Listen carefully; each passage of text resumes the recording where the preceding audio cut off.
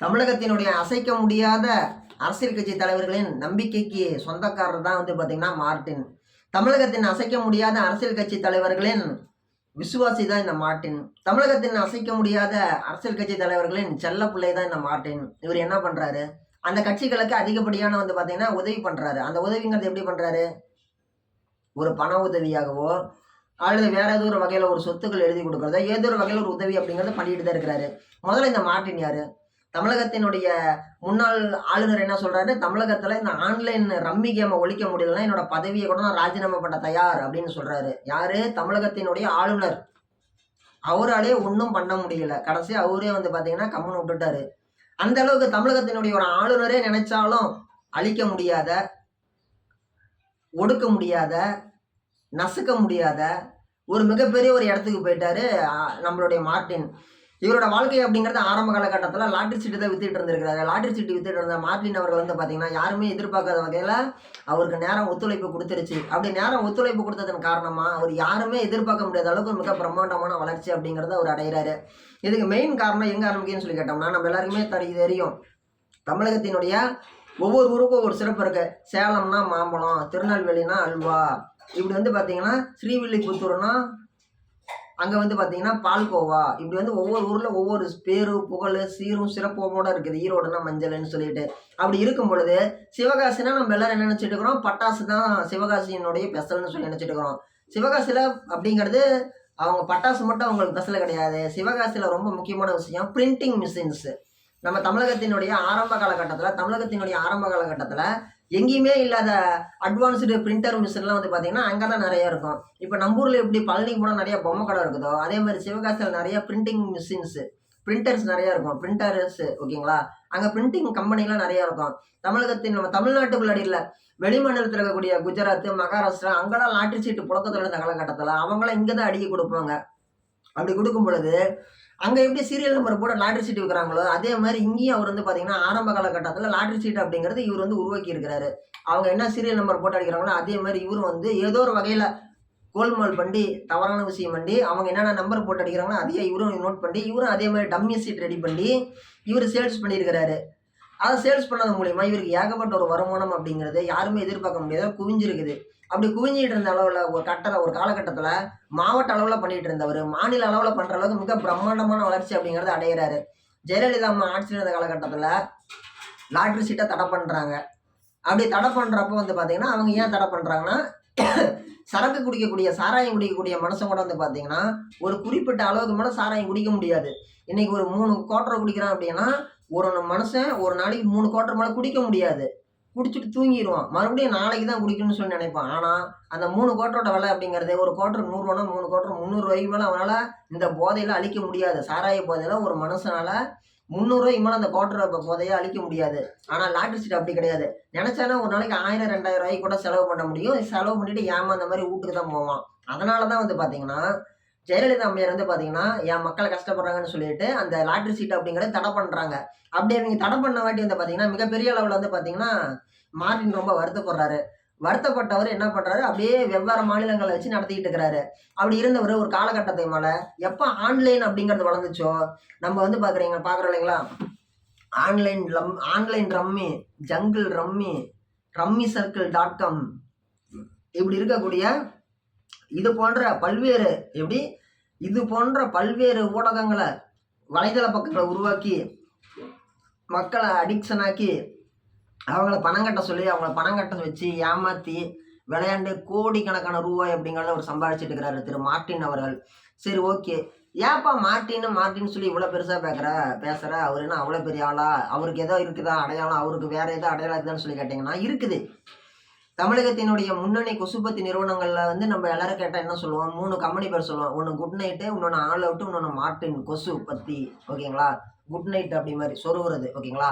அப்படி இருக்கக்கூடிய Martin கொசுபத்தி company பார்த்தீங்கன்னா நம்ம லாட்டரி சீட்டு மார்ட்டின் அவர்களுடைய தான். சரி, ஓகே, அவர் மூஞ்சி யாராச்சும் தெரியுமான்னு சொல்லி கேட்டீங்கன்னா அவர் மூஞ்சி யாருக்கும் தெரியாது. ஆனால் அவங்க மருமவன் மூஞ்சி தமிழ்நாட்டுக்கே இன்னைக்கு தெரியும். யாருப்பா அது, அவங்க மருமவன் என்னப்பா மார்ட்டினே யாருன்னு தெரியல, அவங்க மருமவன் யாருப்பான்னு சொல்லி கேட்டிங்கன்னா தமிழக வெற்றி கழகத்தினுடைய தலைவர் திரு விஜய் அண்ணா அவர் கூடயே பார்த்தீங்கன்னா நல்ல ஒரு 8 அடி உயரத்துக்கு சத்யராஜ் மாதிரி உயரமாக ஒருத்தர் இருக்கிறாருல்ல, ஆதவ் அர்ஜுனான்ட்டு ஆதவர்ஜுனாவுடைய மாமனார் தான் வந்து பார்த்தீங்கன்னா இந்த லாட்டரி சீட்டு மார்ட்டின். இந்த மார்ட்டின் அவர்கள் வந்து பார்த்தீங்கன்னா அவங்களோட மர்மம் வந்து ஆதவர்ஜுனா. ஆதவர்ஜுனாவை இந்த அளவுக்கு வளர்த்தி விட்டது யாரு? மார்ட்டின். அரசியல் வரலாறு, அரசியல் கதைகளத்துல 2024 இருந்து 2026 கிட்டத்தட்ட 3-4 கட்சி மாறி விட்டாரு ஆதவர்ஜுனா. இதுக்கெல்லாம் முன்னாடி வந்து சரி 3-4 கட்சின்னு கூட சொல்ல வேணாம்பா. அவர் திடீர்னு இந்த 2 வருஷத்துக்கு முன்னாடி ஆதவர்ஜுனாங்கிற பேரு தமிழகத்துல கூடிய செய்தி ஊடகங்கள் எங்கேயாச்சும் கேள்விப்பட்டிருக்கிறீங்களா?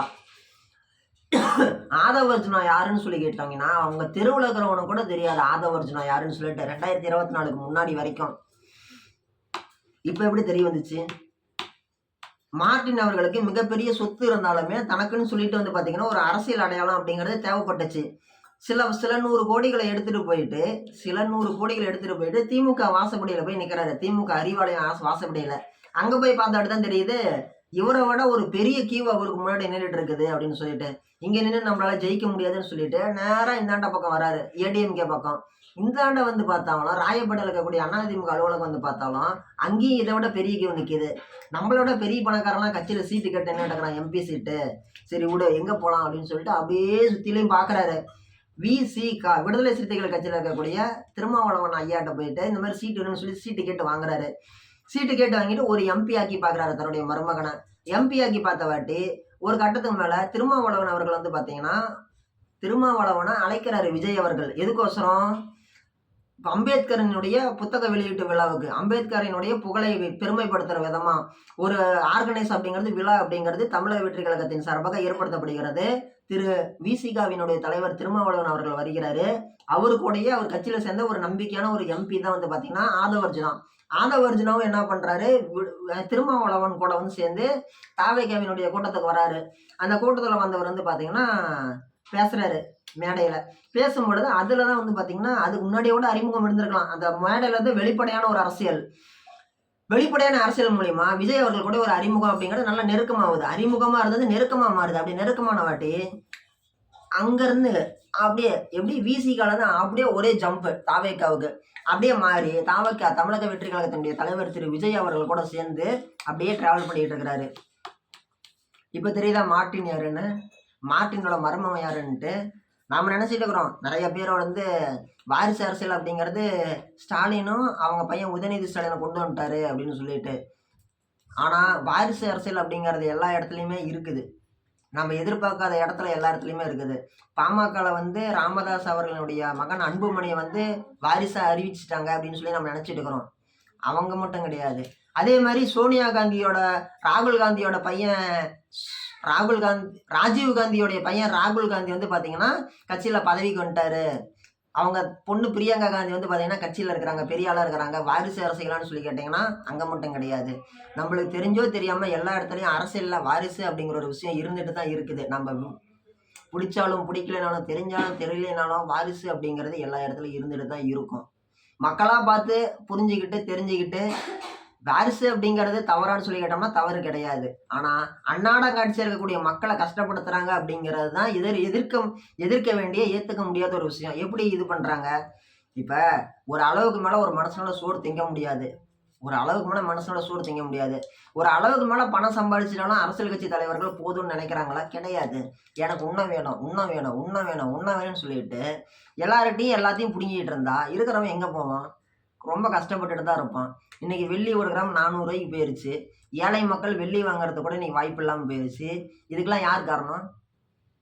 இன்னைக்கு போய் நீ ஒரு வெள்ளியில ஒரு மோதிரம் வாங்க முடியுமா? ஒரு வருஷம் முன்னாடியே 1000 ரூபா இருந்தா ஒரு வெள்ளியில ஒரு மோதிரம் வாங்கலாம். இன்னைக்கு முடியுமா?